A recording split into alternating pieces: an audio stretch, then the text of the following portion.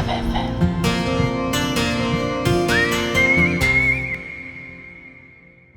विवेक की जिंदगी में ये दूसरी लड़की कौन थी? उसने सुहाना को इस बारे में क्यों कुछ नहीं बताया? क्या विवेक का मकसद सिर्फ सुहाना के साथ बाकी और लड़कियों की तरह टाइम पास करने का था, या उसे सच में सुहाना से सच्ची मोहब्बत हो गई है?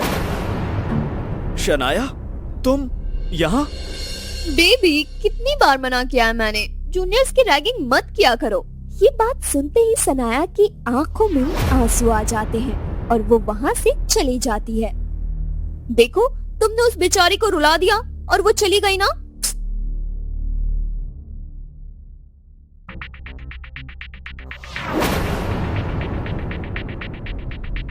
सुहाना अब विवेक को देखना भी पसंद नहीं करती। विवेक छत पर बेसब्री से टहल रहा है। तभी अचानक वहाँ सुहाना आती है और गुस्से से विवेक को देखती है। सुनो सुहाना, प्लीज मेरी बात को समझने की कोशिश करो। आई नो कि मेरी गलती थी, क्योंकि बात यह है कि मैंने कभी प्यार को समझा ही नहीं। मुझे जो भी लड़की अच्छी लगती थी मैं उसे पटा लेता था और बस टाइम पास करता था। पर मेरा यकीन करो, तुम्हें देखते ही मुझे तुमसे प्यार हो गया था और मुझे कभी भी किसी और से इतनी मोहब्बत नहीं हुई।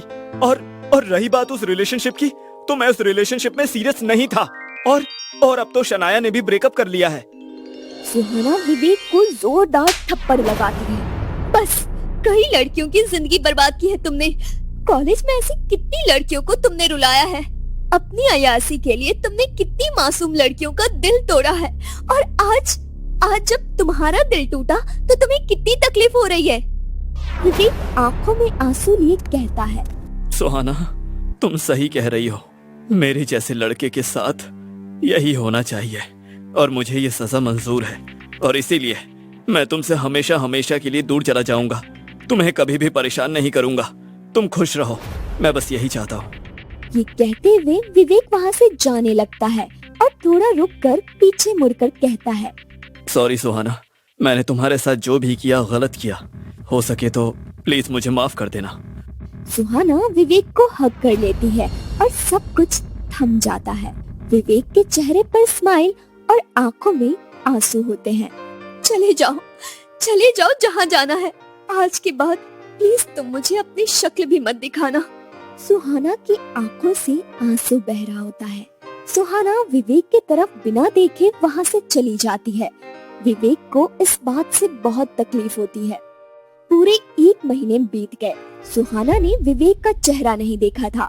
सुहाना बेचैन हो जाती है, खुद को रोक नहीं पाती विवेक के घर जाने से। अरे सुहाना बेटा, आओ, कितने दिनों बाद आई हो। सब कुछ ठीक तो चल रहा है ना? जी आंटी, सब बढ़िया है। सुहाना यहाँ वहाँ देखने लगती है। विवेक उसे कहीं नहीं दिखाई देता। थोड़ी देर तक सुहाना विवेक की माँ के साथ गप्पे मारती है। तभी अचानक विवेक घर आ जाता है। उसकी नजर सुहाना पे पड़ जाती है। सुहाना बेहद खूबसूरत लग रही थी। चाहकर भी विवेक अपनी नजरें सुहाना से नहीं हटा पा रहा था। पर विवेक खुद को संभालता है और अपने रूम की तरफ तेजी से बढ़ जाता है। सुहाना को बुरा लगता है और वो वहाँ से उठकर चल देती है। अच्छा आंटी, मैं चलती हूँ, घर पर बहुत काम है। मुझे यहाँ आए कितनी देर हो गई। बेटा, ऐसे ही आते रहना, मेरा मन लग जाता है।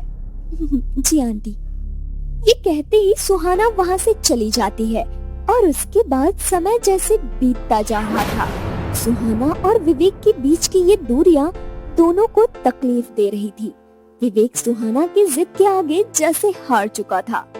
सुहाना भी विवेक को भूलने की पूरी कोशिश में लगी रही। उसने भी एक अच्छी कंपनी में जॉब ले ली और अपनी लाइफ में बिजी रहने लगी। सुहाना के ऑफिस में पार्टी थी, जिस वजह से उसे ऑफिस से निकलते निकलते रात के 12 बज गए। तभी बाइक पर एक लड़का मास्क पहने हुए कार में से सुहाना के ऑफिस का मैनेजर निकलता है। हाय डियर, तुम इतनी रात को यहाँ अकेले क्यों खड़ी हो?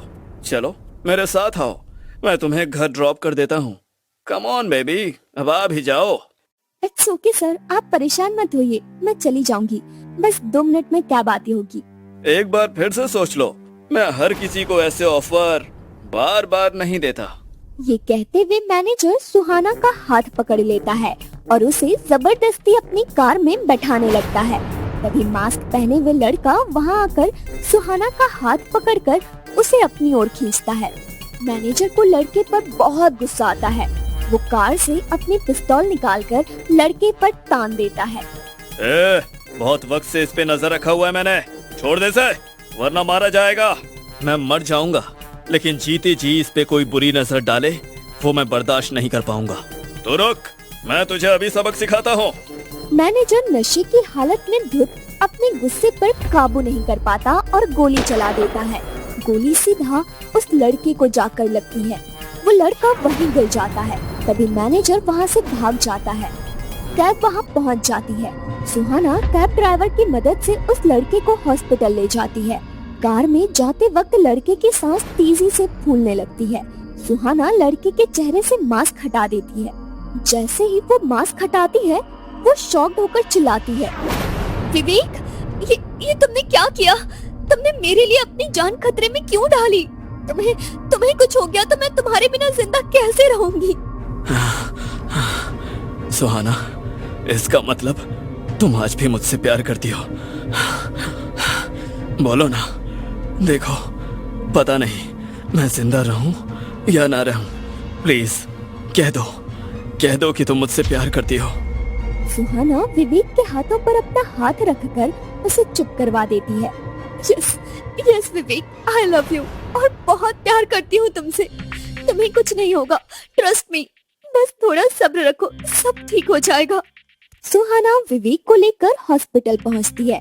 डॉक्टर उसे तुरंत ओटी में शिफ्ट करते हैं और ऑपरेशन के बाद जब डॉक्टर ओटी से बाहर आते हैं तब सुहाना विवेक के बारे में पूछती है। विवेक कैसा है? उसकी जान को तो कोई खतरा नहीं? विवेक बिल्कुल ठीक है। आप उसे एकदम सही वक्त पर ले आई और तभी उसकी जान बच पाई है, और 2 घंटे बाद आप उससे मिल सकती हैं। पुलिस वहाँ पहुँचती है और सुहाना से पूछताछ करती है। उसके बाद पुलिस अपने काम पर लग जाती है। थोड़ी देर बाद सुहाना को कॉल आता है। हेलो, मैं इंस्पेक्टर अभिमन्यु बात कर रहा हूँ। मैनेजर को हमने गिरफ्तार कर लिया है। दरअसल पहले भी हमें काफी कंप्लेंट्स मिली थी, पर अब जाके वो मैनेजर हमारे हाथ आ पाया।